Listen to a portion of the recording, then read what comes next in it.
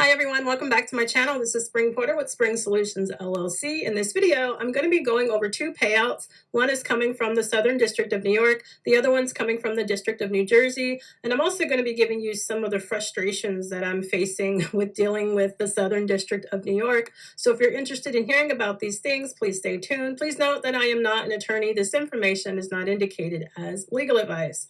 So before I get into the unclaimed fund portion, I wanted to kind of just give you a little bit of personal information, just something that I found useful in going through some of the issues that I've faced so far at the beginning of this year. So if you're interested, I'm hoping that you're interested in this. Maybe it could help someone. So I set goals every year. Before I even got to my list of goals this year, literally like December the 31st, I was faced with having to deal with setting boundaries. Setting boundaries showed up to me in my professional life. It showed up to me in my romantic life. I had a situation that was ending, and it showed up in my situation with one of my family members. So it was so glaring that I had to deal with setting boundaries. That was something that I really had to work on. So too often in life, we all kind of go through life and we have this emotional backpack, right? And it's got so many blocks and bricks and rocks and stones of everyone else's craziness or drama, and you're carrying it around as if it's yours, and it's not even yours. So just go ahead and put it down, unpack it, and realize, hey, what is this?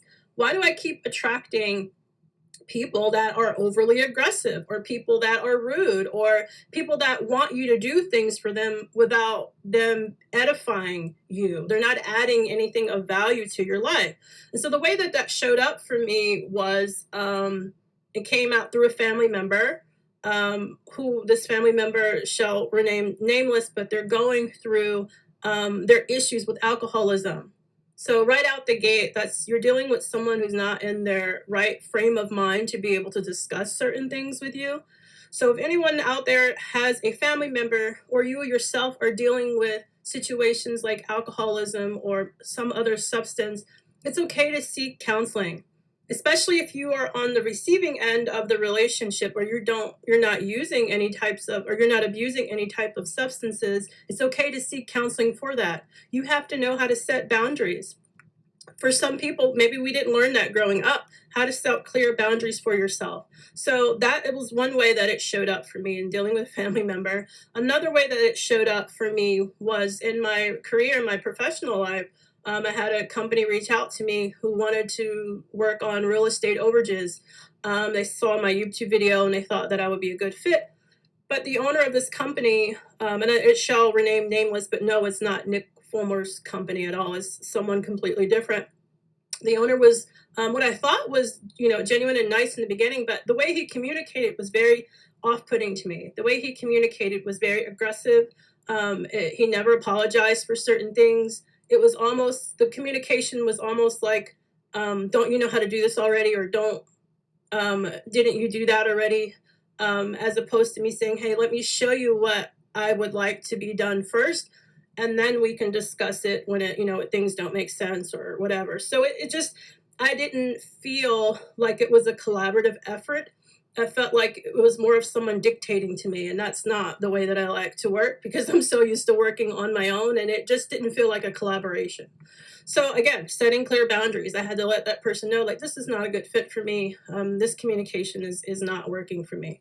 Another way that it showed up for me setting boundaries, and think about your own life and the way it shows up. I know it could be from someone at school, a boss, a manager, it could be anyone. Another way it showed up was in a romantic relationship that has ended. I put in a lot of time and effort into the relationship, and it was lopsided. It was one-sided. Someone not showing what their true intentions are.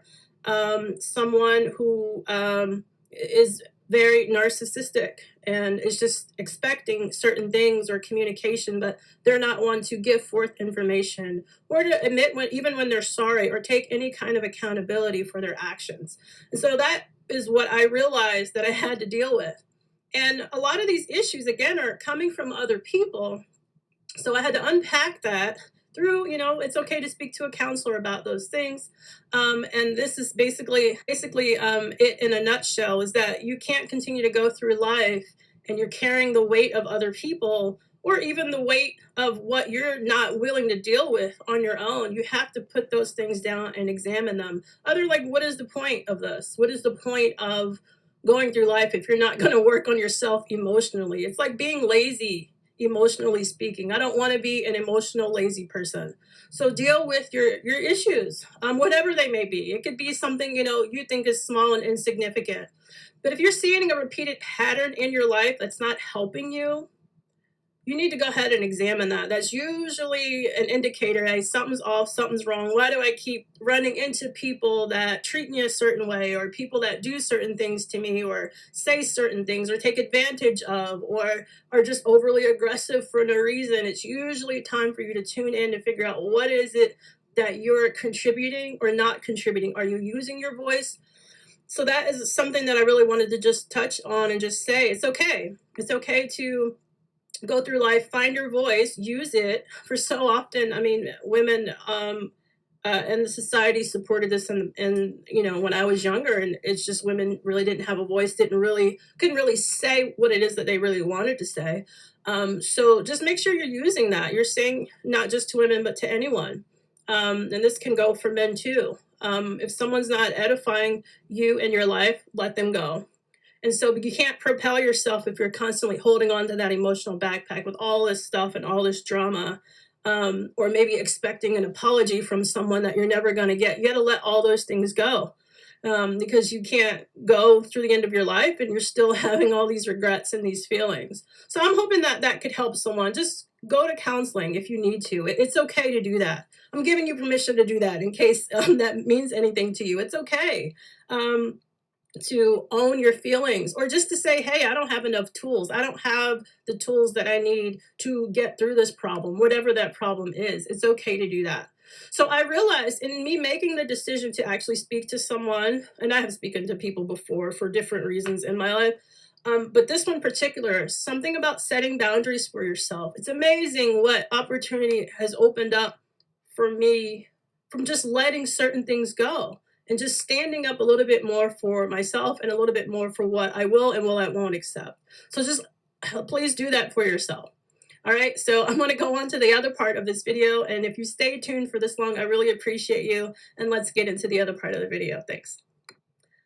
All right, so here we are in the payout part of this section of this video. I'm going over 2 of the EFTs that I received. The good thing about New Jersey and the good thing about the Southern District of New York is that they do give you an electronic fund transfer. These go directly to your business checking account. So the first one you can see is the screenshot of my business checking that came in today. This is for $36.59.20. This is from the Southern District of New York.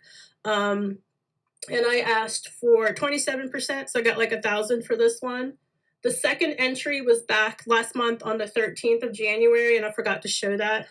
This is for 8801.75. This is for the one in New Jersey, and my takeaway from that was 2,500. So altogether, I got 3,500 from these 2 deals, which is not bad. And again, the good thing about this, it goes right to your checking. So all you have to do is basically just write a business check or money order to your client, and you're finished. So that is great to know. My client, the one who deposit I got today from the Southern District of New York, is very excited to get his money. I mean, New York is expensive, so he's all for getting some money back. There's many frustrating things dealing with New York. I have another case that's pending in New York. I haven't gotten an order yet. One of the things that was frustrating is they came back for this particular case that I'm going to cover in a few weeks when it's been finalized. They said, oh, you forgot to send a few documents. And I'm just like, somebody must have lost them, because I know that I sent them to you. So there's someone in the office that maybe they opened the envelope, or I don't know what happens to certain documentation. And I know that I sent it because I scan everything that I mail. And so I'm like, hey, I'm looking at the copy right now in a PDF file. can I just email them to you? So I have an email address for the Southern District of New York, their financial clerk, who's very friendly, by the way, but it's just they're extremely busy. They are extremely busy. They've told me that before. So they don't work quick. And again, this was coming right out of the holiday season time. I think I sent, for this particular case, I sent it in January. And it took them forever to realize, hey, there's a deficiency. And then when I cured it, right away, it took like 30 days just for them to say, oh yeah, we got your documents. And I'm like, I've emailed them to you and I put them in the mail, because for the documents that they needed, they said they needed the original. And I'm like, really? This is supportive information. I think it was like an ID or something. It was just something really random that I know that I submitted. And so I was really frustrated for that, frustrated for the fact that they need to have like another staff member. I really wish that they would just hire some locators to kind of follow up on their case management and move things along. That's really where they're lacking is, hey, when all the documents are there, um, and then they're so slow with sending the document for the payout and sending the order to the court. So it's just or to the judge, and that's very frustrating. So that was another thing that I'm dealing with. And even for this particular payout, the 3659, I was supposed to get this weeks ago, but this clerk, the financial clerk, made a mistake on the form, the AO 213 form that you need. And so I'm like, yo, like, you have to double check it. So even though he's friendly, he responds to my email. I mean, they're really slow because they're kind of backlogged, to be honest, and they really do need extra help. So this is, a caution for you is if you're working or you're wanting to work in the Southern District of New York, they're very restrictive with their documents. I have a whole updated video in the course with the example and how they like their documents, how you're supposed to find leads and all of that, because it's really frustrating. So just be aware, it's a headache for you if you're going to be working in that district. And those are the people that probably need it the most, because New York is super expensive to live in. So anybody who has unclaimed funds in New York should be jumping on the bandwagon. But this is going to be the third one that's pending now that I've gotten in this district. So I'm hoping that it will run smoothly, but I will come back on and I will share with you my findings and also that electronic fund transfer when it is uploaded. Hopefully in the future they can get some extra help and it'll move a little bit faster. So if you have any questions or anything pertaining to the course or anything that I discussed previously in the earlier part of the video, just email me, springsolutionsllc@gmail.com.